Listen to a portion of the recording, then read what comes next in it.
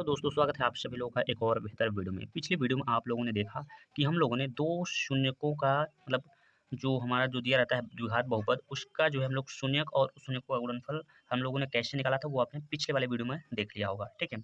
आज के इस वीडियो में हम लोग समझने वाले हैं क्या कि विलोपन विधि से समीकरण को कैसे सॉल्व किया जाता है, और ये जो है आपके यूपी बोर्ड में ज़रूर देखने को मिलेगा, ठीक है। तो आप लोग वीडियो को पूरा देखिएगा, चैनल पे नए हैं तो चैनल को सब्सक्राइब जरूर कीजिएगा। तो यहाँ पर मैंने 2 क्वेश्चन लिया है, आप देख सकते हैं ये पहला क्वेश्चन है और यहाँ पर देख सकते हैं दूसरा क्वेश्चन है। तो सबसे पहले हम क्या करते हैं, पहले क्वेश्चन को सॉल्व करेंगे, उसके बाद हम दूसरे क्वेश्चन पे चलेंगे, ठीक है। पहला क्वेश्चन में हमारा क्या कह रहा है कि 2x + 3y बराबर का 13 दिया गया है, यहाँ पर है 4x + 5y बराबर का 23 दिया गया है, ठीक है। सबसे पहले हम समझते हैं विलोपन का मतलब या विलोप का मतलब होता है, तो आप यहाँ पे समझिएगा, यहाँ पर लिखा है विलोपन। विलोपन मतलब गायब कर देना, ठीक है। अगर मैं आप लोगों से ये पूछूं कि 4 में ऐसा क्या जोड़ दिया जाए कि ये गायब हो जाए या फिर कट जाए, तो हम 4 में अगर माइनस का 4 ऐड करेंगे तो ये माइनस प्लस कैंसिल हो जाएगा, यानी प्लस माइनस कैंसिल हो जाएगा और ये हो जाएगा 0 हो जाएगा। कहने का मतलब इस वैल्यू को हमने जोड़ा और ये गायब हो गया, ठीक है। यानी गायब कैसे हुआ, जब चिन्ह इसका विपरीत हुआ तो, ठीक है। यानी कहने का मतलब ये हुआ कि विलोप यानी गायब करना होता है किसी एक टर्म या फिर वैल्यू को, ठीक है। सबसे पहले हम ये मान के चलते हैं यहाँ पर कि यहाँ पर लिखते हैं सबसे पहले सॉल्व, ठीक है। सॉल्व लिखने के बाद जो हमारा इक्वेशन दिया गया उसको हम नोट करेंगे। यहाँ पर हमारा क्या है 2x है और प्लस का यहाँ पर है क्या 3y है और इक्वल टू में दिया गया है कितना 13 दिया गया है। जो दूसरा समीकरण है वो हमारा क्या है वो 4x है और प्लस का कितना दिया गया 5y दिया गया है, बराबर का कितना दिया गया तो यहाँ पर दिया गया 23 दिया गया है। इसको हम लोग मान लेते हैं समीकरण नंबर 1 और इसको हम लोग मान लेंगे समीकरण नंबर 2। इतना आई होप आप सभी लोग समझ पाए होंगे। इतना हो जाने के बाद अब आपको क्या करना होगा, देखना होगा कि पहले समीकरण और दूसरे समीकरण में क्या कोई ऐसा टर्म है जो कि दोनों में है। तो यहाँ पर देखा जाए 2x है, यहाँ पे 4x है, तो बराबर बिल्कुल नहीं है। यहाँ पे 3y है, यहाँ पर 5y है। तो हम अगर दिमाग थोड़ा सा लगाने का प्रयास करें तो समीकरण नंबर 1 में हम 2 से गुणा करेंगे तो यहाँ भी 4x हो जाएगा, मतलब एक टर्म बराबर हो जाएगा। तो 2 से गुणा हम यहाँ पे करेंगे तो ये हो जाएगा 2 दूना का 4x और प्लस 2 तिहाई का 6y और बराबर में हो जाएगा 13 का दूना हो जाएगा कितना 26 हो जाएगा, ठीक है। और इससे हम बना सकते हैं क्या इक्वेशन नंबर 3 बना सकते हैं, ठीक है। क्या बना सकते हैं, इक्वेशन नंबर 3 बनाएंगे। अब जब इक्वेशन नंबर 3 हो गया तो हम दूसरे और तीसरे को सॉल्व करना चालू करेंगे। कैसे, तो इसमें भी हमारा क्या है 4x है, इसमें भी 4x है, मतलब एक टर्म आपका बराबर हो गया। तो इसे हम गायब कर सकते हैं। कैसे, दोनों का क्या है, यहाँ पर प्लस का सिंबल है तो हम लिखेंगे, क्या लिखेंगे ध्यान समझिएगा। हम लिखेंगे भैया क्या समीकरण समीकरण नंबर 3 माइनस समीकरण नंबर 2। इसका मतलब ये हुआ कि समीकरण नंबर 3 में से समीकरण नंबर 2 को घटाने पर समीकरण नंबर 3 आप उतार लीजिए। यहाँ पर दिया गया कितना 4x और प्लस का दिया है यहाँ पर 6y, बराबर में क्या दिया गया है आपका 26 दिया गया है। जो दूसरा समीकरण है वो आपका कितना दिया गया है, तो यहाँ पर दिया गया 4x और प्लस का दिया गया यहाँ पर 5y और बराबर का कितना दिया गया है, तो बराबर का यहाँ पर दिया गया है 23 दिया गया है। अब देखिए यहाँ पर घटाने की बात हो रहा है, यानी माइनस करना है, तो सबके आगे आपको माइनस लगा देना होगा। अब देखिएगा 4x में से 4x घटाएंगे तो पूरा कट जाएगा ये। यहाँ पर लिखा है 6y और 6y में से 5y घटाएंगे तो यहाँ पर आपका y बचेगा, ठीक है। और यहाँ पर 26 में से आप 23 घटाते हो तो आपका यहाँ पर प्राप्त हो जाएगा क्या 3 प्राप्त हो जाएगा। कहने का मतलब y की जो वैल्यू है वो हमने यहाँ पर ज्ञात कर लिया है, ठीक है। y की वैल्यू क्या कर लिया है, ज्ञात कर लिया है। जैसे ही y का वैल्यू ज्ञात हो गया तो हम y का मान समीकरण नंबर 2 में या 3 में रख देंगे, ठीक है। तो चलिए हम लिखेंगे y का मान समीकरण नंबर 2 में रखने, ठीक है, रखने पर अगर आपका विचार है कि मैं समीकरण नंबर 3 में ही रखना चाहता हूँ, आप उसमें भी रख सकते हैं, कोई दिक्कत नहीं है। तो समीकरण नंबर 2 को हम उतार लेंगे। समीकरण नंबर 2 इसको थोड़ा सा ऊपर करिए। समीकरण नंबर 2 आपका क्या है उसको मैं नोट कर लेता हूँ। तो समीकरण नंबर 2 में क्या दिया गया, यहाँ पर दिया गया 4x दिया गया है और प्लस का दिया है 5y दिया गया है और बराबर का दिया गया है 23 दिया गया है। जिसमें से हमें y का मान पता है तो हम ये 4x को जम करते हुए लिखेंगे, ये 4x हो जाएगा। प्लस यहाँ पर 5 है और 2 संख्या के बीच में गुणा होता है। y का मान हमें पता है कितना 3, बराबर में कितना हो जाएगा, तो यहाँ पर हो जाएगा 23 हो जाएगा, ठीक है।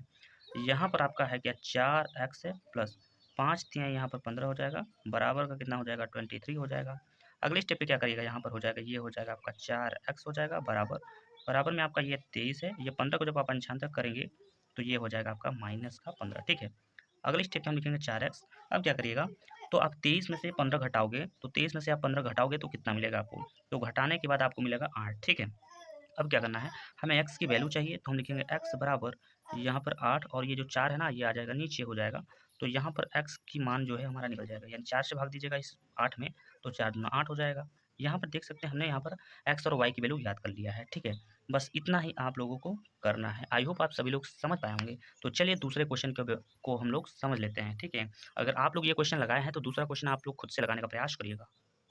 तो चलिए यहाँ पर आप लोग देख सकते हैं क्वेश्चन नंबर दूसरा, जो कि आपको सबसे पहले इसको मानना होगा इक्वेशन नंबर 1 और इससे मानना होगा वो इस इक्वेशन नंबर 2। अब आपको ये देखना होगा क्या इसमें कोई ऐसा वैल्यू है जो दोनों में है। तो यहाँ पर आप लोग देख सकते हैं जो दोनों में वैल्यू है वो एकदम नहीं है। यहाँ पर 9x है और यहाँ पर कितना है 2x है। यहाँ पर 10y है और यहाँ पर कितना है 3y है। बराबर का ये 13 है और ये बराबर का इतना है, ठीक है। तो ये हमें दिया गया है। तो देखिए क्या करना होगा, सबसे पहले ध्यान से आप लोग समझने का प्रयास करिएगा। चलिए तो ध्यान से समझिएगा। सबसे पहले हमें क्या करना होगा, इक्वेशन को बराबर करना होगा। मान के चलिए अगर मैं इसमें इस वाले में यहाँ पर 9 है, ये 2 है, तो मैं इसको भी 18 बना सकता हूँ, इसको 18 बना सकता हूँ। कैसे? अगर मैं इक्वेशन नंबर फर्स्ट में 2 से गुणा करूँगा तो 9 दूना 18 हो जाएगा और इक्वेशन नंबर सेकंड में 9 से गुणा कर दूँगा तो भी 18 हो जाएगा। कहने का मतलब ये हुआ कि यहाँ पर हो जाएगा 9 का दूना हो जाएगा 18 और यक्स हो जाएगा, ठीक है। माइनस है तो माइनस लगाइए और 2 से गुणा जब 10 में करेंगे तो ये हो जाएगा आपका 20y हो जाएगा। बराबर में 12 का दूना हो जाएगा, 12 दूना हो जाएगा 24 हो जाएगा और ये एक नया समीकरण निकल के आएगा जिसका नाम होगा समीकरण नंबर 3। अब हम क्या करते हैं, समीकरण नंबर 2 में 9 से गुणा करते हैं तो यहाँ पर हो जाएगा, ये हो जाएगा आपका 18x हो जाएगा, ये प्लस है तो प्लस लगाइएगा और 9 का गुणा 3 में करेंगे तो 9 त्रिक 27 हो जाएगा, y हो जाएगा और बराबर में कितना हो जाएगा, और ये 9 का गुणा 13 में करेंगे तो 13 नवैया होता है 117 होता है, ठीक है।